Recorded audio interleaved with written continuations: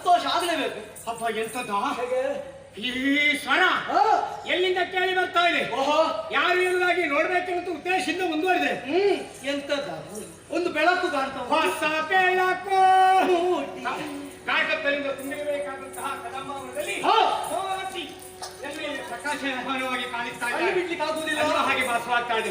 ಪರಿಮಳ, ಗಾಯನ, ಬೆಳಕು ಎಲ್ಲದಕ್ಕೆ ಇವಳೇ ಕಾರಣ ಎಂಬುದಾಗಿ ಸರಿಯಾಗಿ ನೋಡಿದ್ದಾದ್ರೆ ಕದಂಬ ವನದಲ್ಲಿ ಕದಂಬ ವೃಕ್ಷಕ್ಕೆ ಬಂಗಾರದ ಉಯ್ಯಾಲೆಯನ್ನು ಬಳಿದು ಹೆಣ್ಣೊಬ್ಬಳು ಕೂತ್ಕೊಂಡಿದ್ದಾಳೆ. ವೀಣೆಯನ್ನು ಬಾರಿಸ್ತಾ ಇದ್ದಾರೆ, ಕಪಿಲರು ಕೂತಾ ಇದ್ದಾರೆ, ಗಾಯವನ್ನು ಹಾಡ್ತಾ ಇದ್ದಾರೆ. ಎಲ್ಲರೂ ಒಟ್ಟೊಟ್ಟಿಗೆ ಮಾಡ್ತಾರೆ. ಎಲ್ಲವೂ ಜೊತೆಯಲ್ಲಿ ಹೆಣ್ಣುಮಕ್ಕಳು ಬಂದು ಹೆಣ್ಣು ಮತ್ತೆ ಎಲ್ಲ ಒಟ್ಟಿಗೆ ಮಾಡ್ತಾರೆ. ಎಲ್ಲವೂ ಜೊತೆಯಲ್ಲಿ ಅದೇ ಹಿಂದಿ ಬೆಳಂತ ಬಿಟ್ಟಗಾರೆ ನೋಡಿ ಸ್ಮರಣ ಕೂರ್ಕಣೆಯ ತಿಹಳು ಆಮೇಲೆ ಹೊಗರೆ ಹರಿಡಲೇತೆ ಚಲುವ ಕರುಣಿ ಮಣಿಯು ವಿಮಾನ ಕಾಂತಿ. ಓಯ್ ನಾಗರಾಜ, ಓಯ್ ನಾಗರಾಜ, ಅಣ್ಣ ನಾಗರಾಜ ಇಲ್ಲಿದ್ದಾನ? ಅವ ಅಲ್ಲೇ ಅಲ್ಲ ಇರುವುದು. ಭೂಲೋಕದ ನಾಗರಾಜ ಈಗ ಅಲ್ಲೇ ಇದೆಯಾ? ಅವ ಇಲ್ಲ. ಮತ್ತೆ ಯಾವ ನಾಗರಾಜ? ನಾನು ಪಾತಾಳದಲ್ಲಿ ಮಾಶೇಷ. ಅವ ಯಾಕೆ ಇಷ್ಟು ಹೊತ್ತಿಗೆ? ಅವನಿಗೆ ಸಾವಿರ ನಾಳು ನಮ್ಮ ಹತ್ರ ಒಂದು. ಅದು ಯಾಕೆ? ಅವ ಬಂದು ಸಾವಿರ ನಾಳುಗಳಿಗೆ ಹೋಗಲಿ. ಅಣ್ಣ ಇವತ್ತು ಮೊದಲೇ ಹೊತ್ತಿಲ್ಲ. ಅವ ಹೊಗಳುವುದಕ್ಕೆ ಪ್ರಾರಂಭ ಮಾಡಿದ್ರೆ ಅವ ಮುಗಿಸ್ಲಿಕ್ಕಿಲ್ಲ, ನಾವಿಲ್ಲಿಂದ ಹೋಗ್ಲಿಕ್ಕಿಲ್ಲ. ಹಾಗಾದ್ರೆ ನೀನು ನೋಡಿದ್ಯಾ? ನೋಡಿದ್ದೆ ನನ್ನ.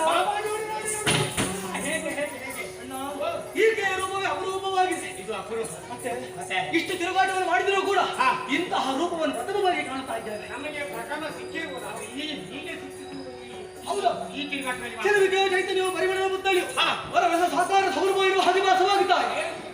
ತರಣಿಯೋ ಬಾಂಧವ್ಯ ಮುಡಿದಂತಹ ತಾಯಿ ಆ ಮನ್ಮಥರ ಸಾರದ ಮಣಿಯಿಂದ